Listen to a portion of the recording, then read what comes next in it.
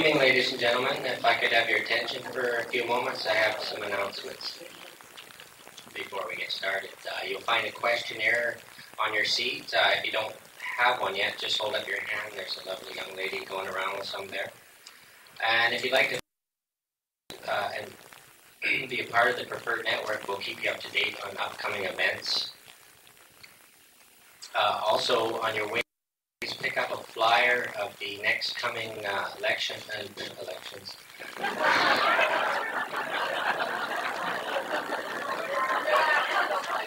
There we go, good start. Anyways, we've got some other great speakers coming to town, and pick up the flyer on the way out. Also, David's books and videos are on sale at the back throughout the night, and I'm sure he'd be glad to sign them at the end of the evening if you like. Please tell all your friends David will be speaking in Vancouver and Victoria later this week, and you'll find the schedules posted at the exits, or ask one of our elves at the back there. There's quite a few of them. And finally, last but not least, I'd like to thank you all for coming out tonight, and I'd like to thank everyone for making tonight a wonderful success. Before I introduce David, I'm going to tell you just a little bit about myself, not too much. My name's Wes Mann from the Preferred Network, and it fills my heart with hope to see such a large number of people out tonight to break free from the slavery of imposed thought and behavior. In 1991, I came across some profound information that would send me on a course to change my life forever. I began to collect and distribute the information, and in an effort to raise people's awareness, I started to hold lectures and workshops throughout the province. I later added a line of high-tech health products to keep pace with the high-tech leading-edge information I was disseminating. Prior to 1991, before I woke up, so to speak, I was a fisherman, and it was during that time that I developed a keen ability for navigation. In fact, I enjoyed navigating so much that at the ripe old age of 20, I became captain of the ship. Strangely enough, my favorite wheel watch was from midnight to 2 a.m. when all was quiet and still and favorable for contemplation. But it was more than the peace and tranquility of the night watch that I enjoyed. I think there was something about navigating my way through the darkness into the light that was satisfying and rewarding. Of course, we had navigational aids like radar, lighthouses, and light beacons to help us find our way safely up and down the beautiful but rocky coast of British Columbia. As people came to know me, they would invariably ask, so what did you do before you embarked on this wild and crazy mission of yours? And of course I would tell them I used to be a fisherman. But in many ways you could say that I'm still a fisherman, only now I fish for truth bringers of truth, justice, and freedom. And I feel that David Icke is the ultimate catch, and I'm humbled and honored to have him aboard my ship.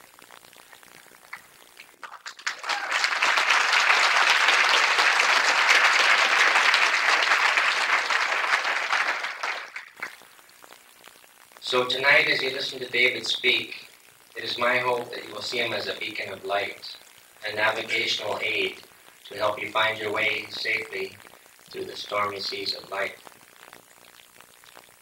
David is a world-renowned speaker and author of 9 books, and an extraordinary human being. Please help me welcome the one and only David Icke.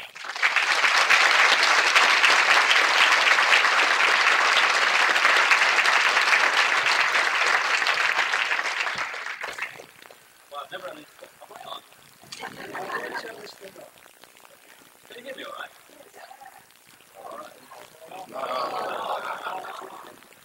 Switch me on.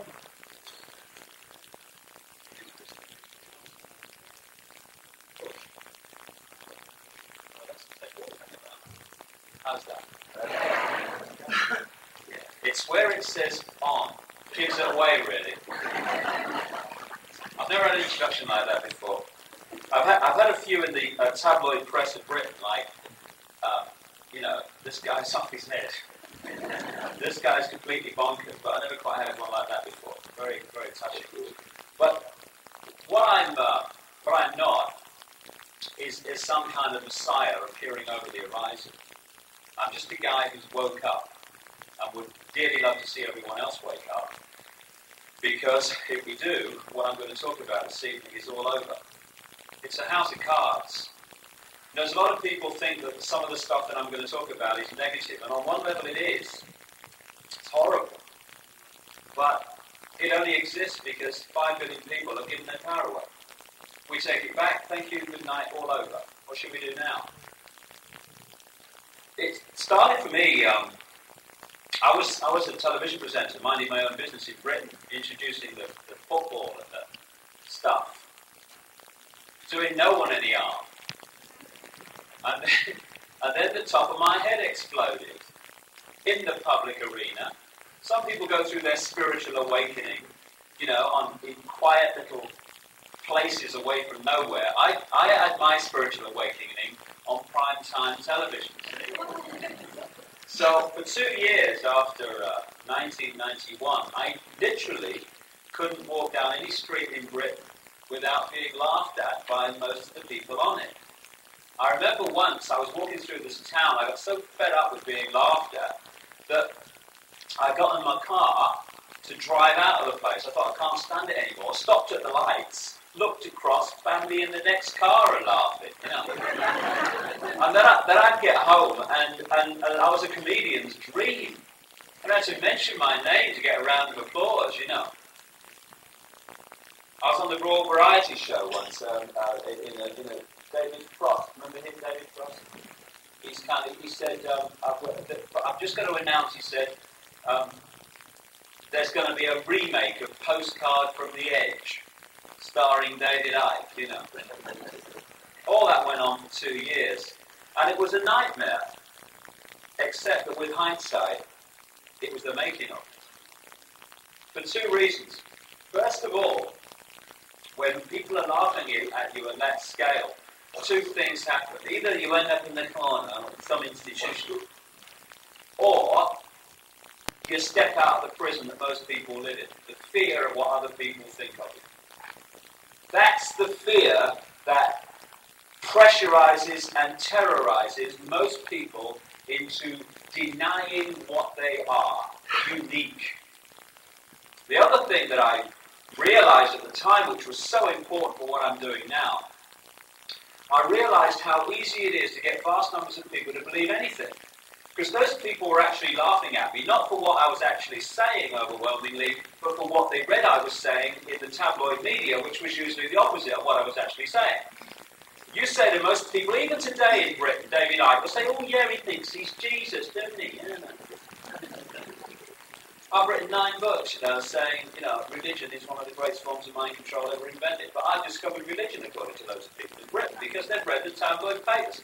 So, what happened was that I kind of opened up to spiritual things, not religious, spiritual, and went around talking about it. Went around talking around universities. Talk about Christians to the lions, crikey. I spoke at one, it took 15 minutes for the noise to die down and for the glasses to stop arriving on the stage before I could start. These are the decision makers of tomorrow, gang, what a worry like. And it was an amazing challenge to stand in your own power and not be intimidated. Then around 94, I guess, I started getting a trickle, then a flood, and now a tidal wave of 3-dimensional information, you might call it, names, dates, places, methods, goals, etc., of how a tiny few people control the world. And for a while I'm giving it, hold on, I've been through all this spiritual stuff here, and now what's the deal? And then I realized that actually one is a reflection of the other. What I find in this whole area of alternative thought and emerging information are kind of imbalances all over the place, which I feel we need to bring into balance if this house of cards is going to collapse. So often I find in the area of conspiracy research, people who are full of anger, full of frustration, can't see a way out of it, and really are projecting at the people they are opposing the same energy the people they're opposing are using to run the world. And they give tremendous power to this clique that runs the planet. Therefore, they feel powerless. It's going to bring it to an end, isn't it? And over here, so often, I find the spiritual arena as symbolized by aspects within the New Age movement who look at that and go, oh no, that's too negative, mustn't talk about that. And they kind of just below the ceiling, while you're up there, girl, can you just dust it? And my humble opinion, that is a form of escapism.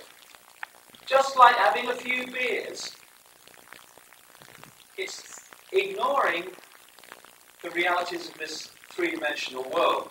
And for me, we have not come into three-dimensional embodiment to then ignore we have done so. We have come into three-dimensional embodiment to make a difference and ground spiritual values in this world and make a difference in this world, not float above it thinking, oh no. Nor, I would humbly suggest, because what you kind of see, you see themes all the time. And one of the themes going right through history is we don't have to do anything. We just have to sacrifice now and just keep our heads down because someone or something is going to appear over the horizon or on a cloud from the sky to sort it for us. And there's also this theme that goes through history in various kind of areas of the few chosen people are going to be saved by this Saviour, whoever it is. And all that happens is the name changes. So, for ages we've had the Christian version of this. I'm not having to go with Christianity, there are many versions of it, which is basically, it's okay because Jesus is going to come and he's going to take the chosen ones and save them. Now, in 1997, we have the extraterrestrial version of that. Oh, Ashtar, save me! Have you seen that? Have you seen it? The Ashtar theme. I must have heard this somewhere before. There are chosen people who are going to be taken off the planet in spaceships as this geezer comes and saves the world. Excuse me, is it the same film or what?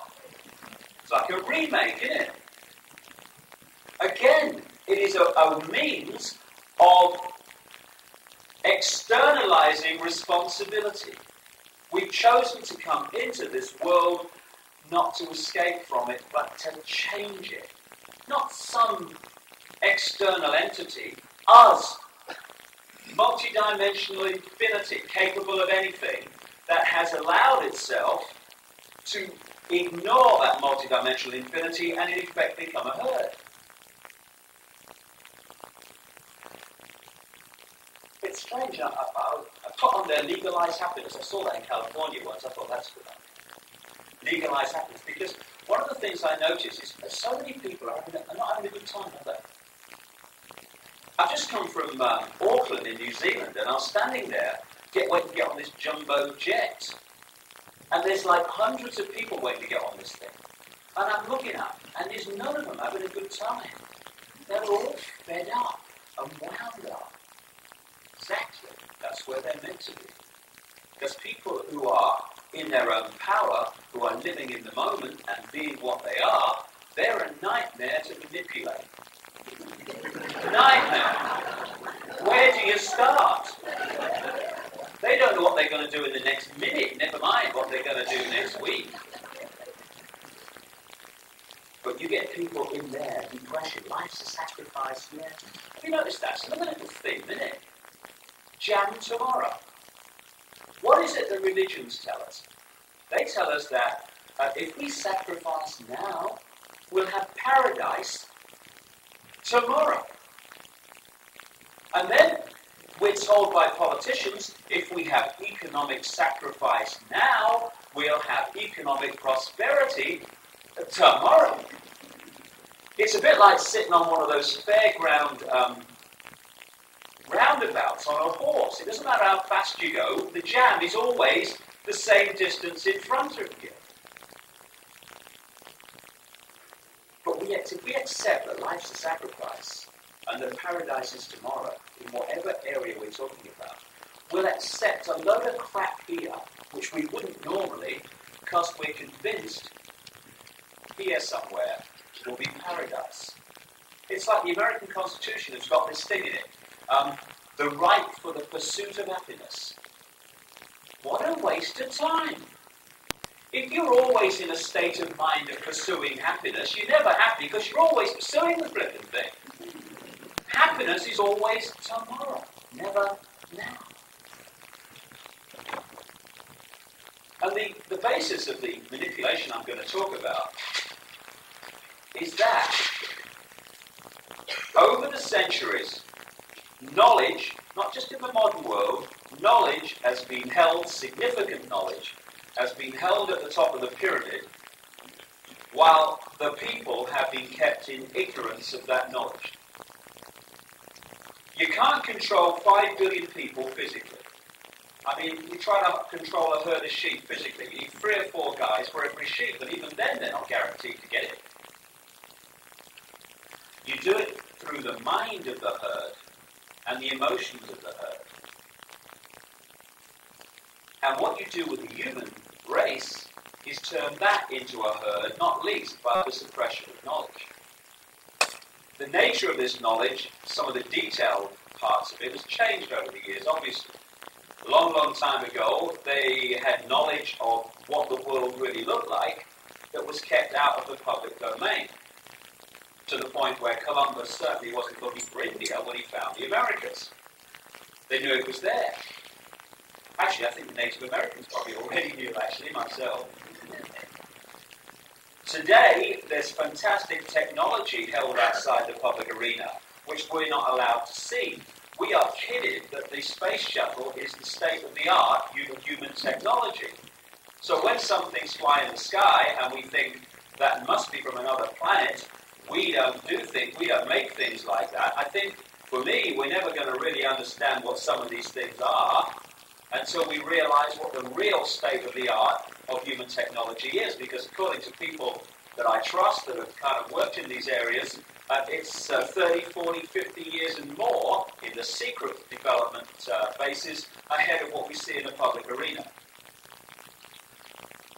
But the suppression of knowledge that has gone and spanned this entire period of known human history and before, right up into the present day, the suppression of knowledge which has been the foundation of human control, has been the suppression of knowledge of who we really are, the nature of life itself. If we can be sold one of 2 lies, either there is a judgmental God who judges us on one life on earth lasting a few seconds or 100 years, and then either we go to paradise or grab the shovel. Or, as science tries to tell us, we come from oblivion, we are out of oblivion for a few seconds or 100 years or so, and then we go back to oblivion, summed up by the phrase, life's a bitch and then you die. We buy one of those 2 things. We buy many similarities. Now, people think that religion and science are actually opposites. I call them opposames. The same basic approach and foundations with a different dress on and a different name on the door. For instance, both of those versions of reality only survive by the suppression of knowledge. Knowledge was allowed into the public arena that's being suppressed and is being ridiculed or dismissed by reflex action. They could not survive that. Indeed, life's a bitch and then you die science is already under increasing pressure. And there's many other, at one other particularly opposite between these two apparent opposites. And that's that both are saying someone or something else is in control of our lives. Either a judgmental God, always a fella, or random accidents. And the idea is to get us, I'll come to this more when I go into the spiritual side of this, is to get us to externalize our power. The power to control our lives is within us, as I'll come to later. But if we can externalize that power by, when something happens in our lives we don't like, we go, not, what does this say about me? But, right, who's to blame? Who wants it? If we say, and we do all the time, when something goes wrong in the world, not what am I going to do about this, but what are they going to do about this? We're giving our power away to a tiny, tiny clique all the time. The power used to control the planet by a literal handful of people is the power the human race gives away day after day. That's all it is. And when we do that, there are consequences. When we do it on an individual level, we give control of our destiny away to somebody else. When we do it collectively, we give the world away. And as we see as we go through the evening, we have given the world away to some seriously imbalanced people. So what I'm going to do is first of all look at how it's done. Then go through some 3D names, dates, places stuff of people involved and all that stuff. Then I'm going to look at the spiritual way out of this. And by spiritual, I don't mean religious. Religion and spirituality for me are so often opposites. Religion in its empire-building, rules and regulations form. And it doesn't matter almost whichever one you choose, they are opposites. They are the manipulation of fear and guilt to impose a belief system. Spirituality is setting the spirit free and saying, I am unique. That's my God-given gift, and I am going to express it. That's a manipulator's party trick. That's a manipulator's night. And then after we've had a break, we'll take questions, but I also want to immediately after the break talk about some specific mind control stuff and some very, very famous people involved in it, including people in Canada. So, how's it done? How can a few people control billions? Because we have become a herd. If you think about it, you watch a herd of sheep, and they follow the one in front when one of them starts to move. Most of them do, don't they? Bar, bar, bar, following yesterday, following tomorrow, following next week. Every time they speak, move, mine do, it's brilliant.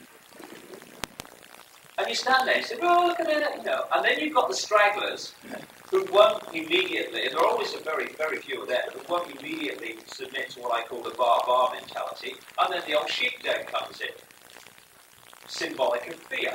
And then they're in line, aren't they? All right, go quietly. And you stand there watching this, you're saying, hey Ethel, come and have a look at this. Look at them sheep, and they're funny. They're chasing that. Dog's chasing that one. Except when you kind of look at the human race, we've actually outdone the herd of sheep. Because we have dispensed with the flipping sheepdog. We have. We police each other, we do. We don't need to call the sheepdog in, we're doing it ourselves. When people are saying, right, you know, I don't buy all this stuff I'm being told to believe. But I think like this, and I like to do this with my life, and all this stuff. You go through this, oh yeah, but what are the consequences of doing that? Fear of what other people think of us. And who is it that's frightening us? That we're concerned about the reaction of if we express uniqueness instead of going with the herd. It's not Bill Clinton or Chrétien. That you pronounce it. I was close. I'm from England. You'll have to spare it. it's not those people in positions of apparent power that we're frightened of the reaction of. It's people like our mother. What will your mother say? What about the neighbours? Oh my God. What about the guys down the bar and the people at work? What will they say if I express my uniqueness and am, oh my God, call the police, different from the norm? In other words, we are frightened as human sheep of getting out of the herd because we're frightened of all the other sheep that are submitting to the herd. We're policing each other. It's like having a cell full of prisoners, and whenever one of the prisoners finds a means of escape, you don't need prison warders because all the other prisoners got to block the exit. You can't get out of here, I'm in here, not fair. So in short, all you need to do to set the foundation to control 5 billion people is to set the norms in society.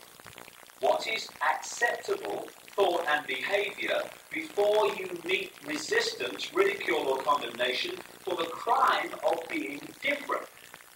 And if you can set those norms, the vast majority of humans are going to go in there anyway through the bar mentality. Well, he's got letters after his name, our Dave, he must know what he's doing.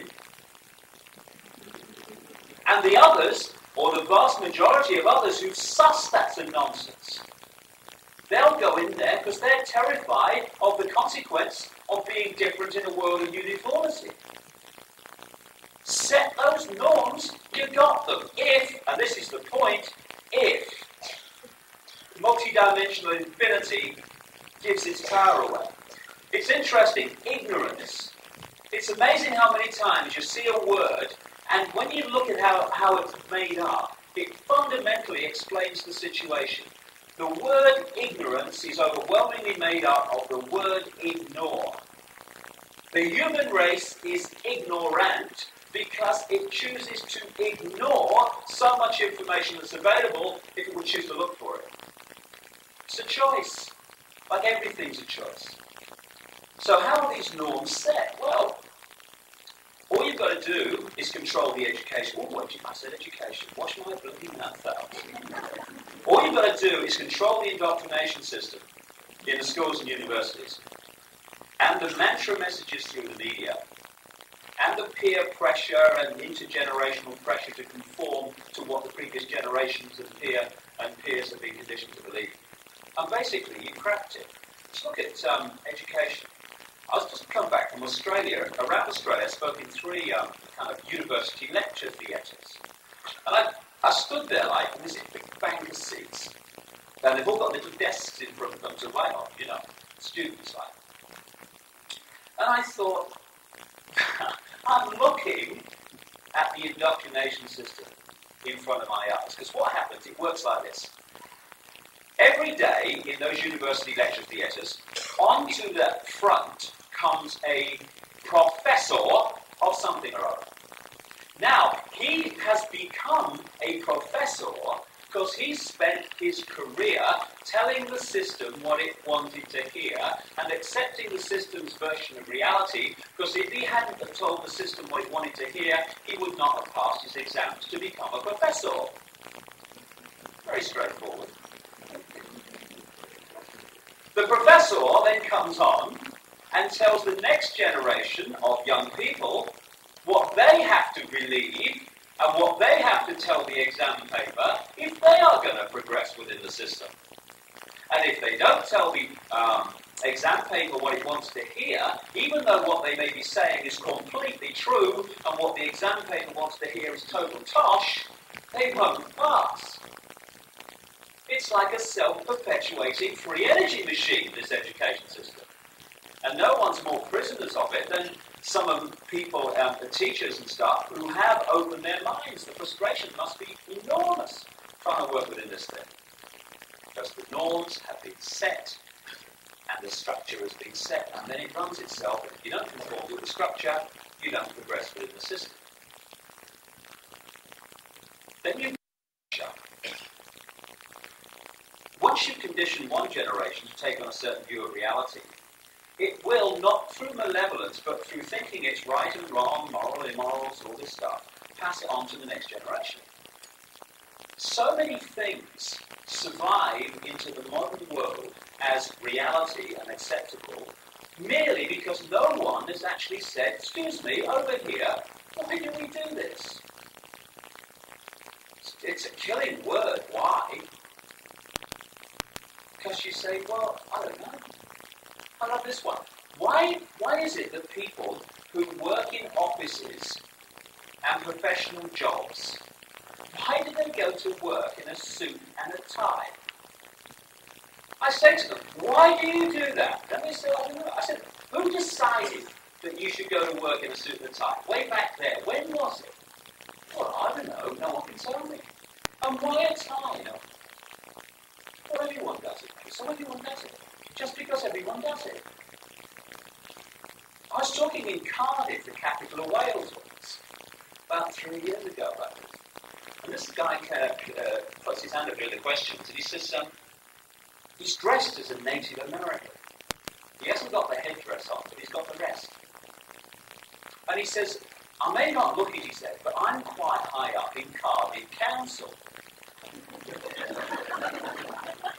He said, what happened, he said, a year before, he said he's driving to work and he's sitting in this traffic jam. Because you know how successful someone is in the world today by the size of the traffic jam